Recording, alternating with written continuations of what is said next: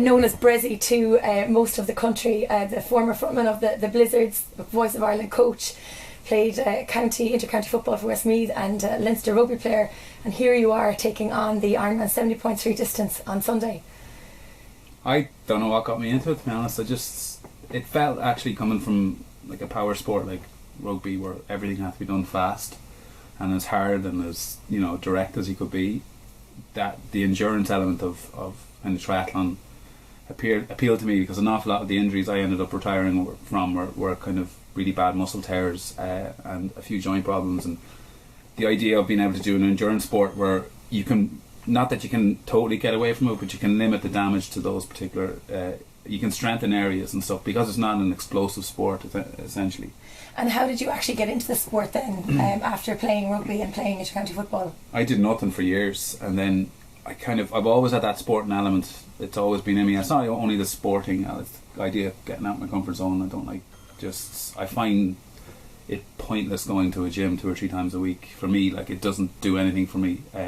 So I have to kind of try and figure out little ways of pushing myself and doing things that mightn't necessarily sit well with me when I first think about doing them. And then at the time, like, my girlfriend and her sister was training for an Ironman, and her boyfriend was kind of an Ironman coach, and he said you could really get into it. You have a big engine, but you just haven't figured out how to use it yet. So I kind of felt the big thing with triathlon is the science. You have to buy into the science, and then you kind of meet the grit and the dog that you have in you. It's a 50-50 thing. So I see some people do triathlon who just pure dog, and then they blow up, and then people who are pure science that don't have the grit, and they could tell you what second they're going to come in at, and I'm like, Jesus Christ, where's the enjoyment out of that? So for me, I'm somewhere in between the two of them. And what would you say is your favourite discipline of the swim, bike and run?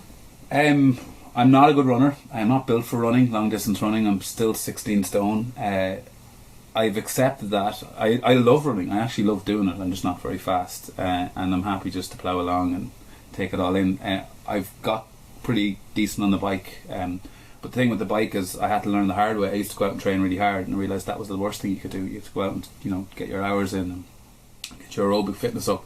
But the funny one is that I had this innate horrendous fear of water all my life. That was the one thing, and that's what stops a lot of people in triathlon, is that fear of water, and mine was beyond irrational. I wouldn't get into the pool the first time I started, and that's become my favourite part, which is really strange, because I worked with a friend of mine. We worked together. He's a sports psychologist, Jerry Hussey, and he has this theory called Embrace the Chaos, and the idea of it's the furthest part from, if 10 years ago, the furthest thing away from what I would have said I'd ever do was to get into open water with hundreds of other people. And now I absolutely love that part. I just love how manic it is. It's completely nuts. And what would you give as a piece of advice to somebody, on Sunday? 52% of our field have never done the Ironman 70.3 distance before. There's going to be a lot of nerves on the start line. Having come through that fear, what would your advice be to somebody who's towing the line with us on Sunday morning? Don't underestimate the power of adrenaline. That's the one thing I would say. I'll be honest, I did St. Pölten in Austria last year, and physically I hadn't done enough really to do it. And someone kept saying to me, adrenaline will get you through, the buzz is huge, and I was like, yeah, it's not going to get me through, and it did. It gave me that. It gave me 30% more than I thought I had. The buzz of people, the support. And the other thing you find with triathlon and stuff, and there's people I know who do it, they get to the point where they're so caught up with a destination, they're so caught up with a time, they're so caught up with everything, they actually forget to enjoy the journey. And it's just a buzz. Like, I remember nearly every minute of St. Pölten. I was chatting to lads on bikes, and they were looking at me, Germans, going, "What are you talking to me for?" I just burnt the ear off people. I do it for that reason. And I think people doing it, one thing is everybody around you wants you to finish it, and everybody at the side wants you to finish it, and you will finish it. And the biggest thing this week is to avoid all negative language. Never mention anything about maybe or not. It has to be positive.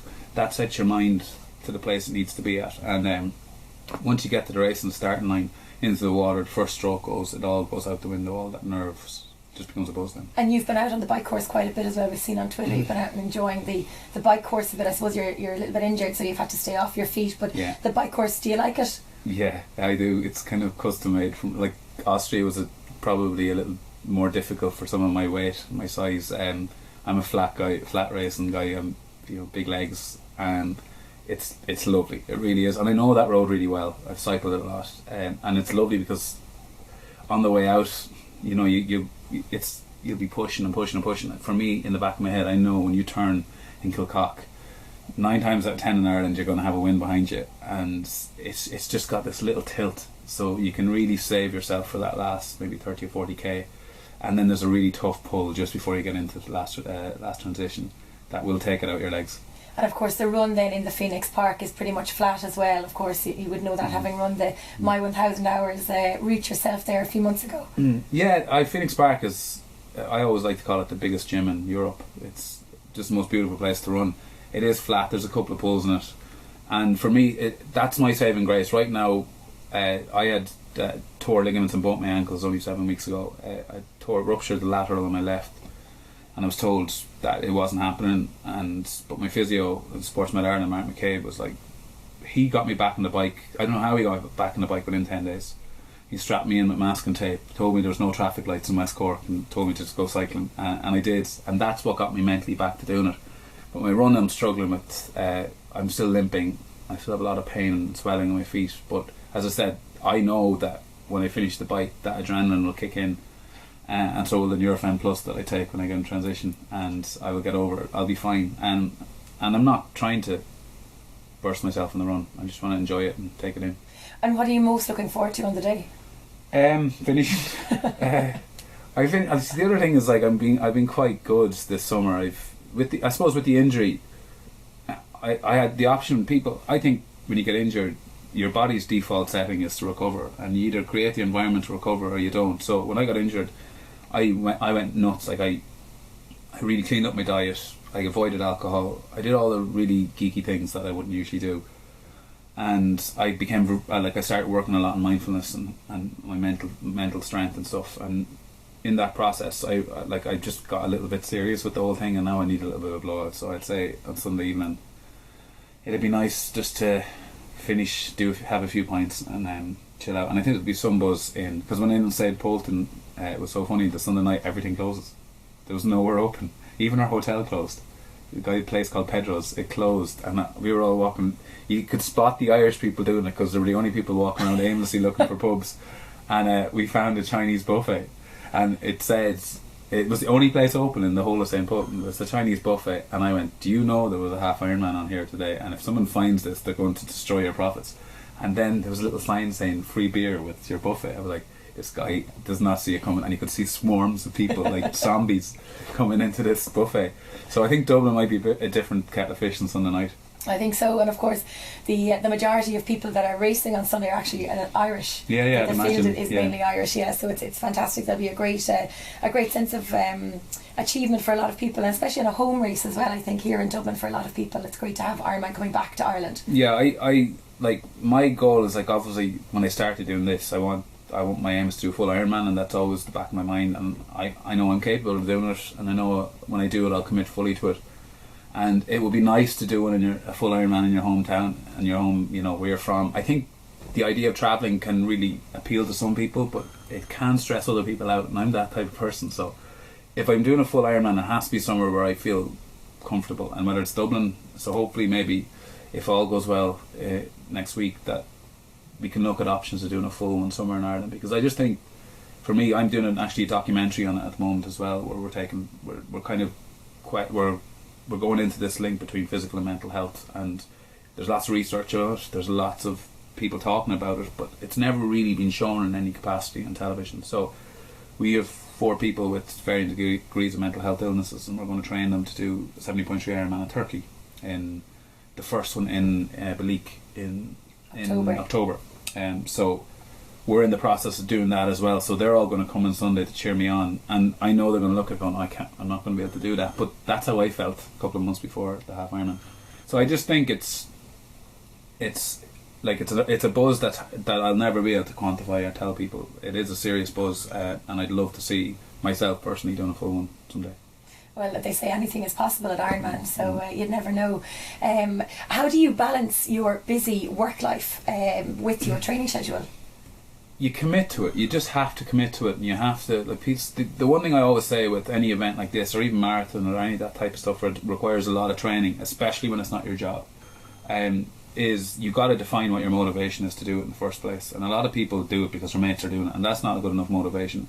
That's not going to get you out of bed at 5 a.m. in winter to do your run before work. So you got to really dig deep and figure out why you're doing it. And that's one thing I had to do. And I really, once I got that motivation of why I was why I wanted to get into this and why I wanted to just enjoy it, everything else became easy. The getting out of bed got easy in the morning. The longer cycles got easier. And I'm really odd. I like training on my own. I don't like training with people or going out on bikes with big groups, because you don't do that in triathlon. So no, you're not allowed to draft. So I kind of say, listen, I'm going to be ignorant and stubborn. I'm going to go out on my own. So we know that Roz is a big fan of Ironman as well, and races as well herself, and has her Natural Born feeder blog and activities going on. So is there a bit of healthy competition between yourself and Roz? I know she's not racing on Sunday. Yeah, I think it can be definitely difficult if there's a couple doing it. In so much as that you could come home and you could be wrecked and you could be down each other's throat, and it can be difficult. And so me and Roz, I always said we're like I suppose she's younger than I am. And not necessarily saying like I feel I have to do this now. If I'm going to get into it, now is the time to start. But I do think she has got a serious engine. Like I think if she dedicates, and focuses on it, she could do really, really well on it. Because even her bike, she's really strong on the bike. And in St. Polten, her goggles snapped as she got into the water, and I was like, her race is over, and she did the backstroke. She's got that mental resilience that not a lot of people have. So to know that she has that, it's going to stand her in good head when she goes to take on the half and full Ironman. So I'm sure I've no doubt she will do it. I think this year the Natural Born feeder thing just took off so much and so quick that she genuinely didn't have time, and also she didn't have the motivation to do all the training when she had to kind of concentrate on her career. So for me, the type of career I have at the moment, I'm in a position where I'm making a documentary on it, so it kind of goes hand in hand with my work. Very good. Well, there's not many people who can say that they can do Ironman 70.3 events as part of their work, so we're delighted to have had Niall Breslin with us this afternoon. I wish you the very best of luck on Sunday, and we'll see you at the start line. Thank you very much. Thanks a million.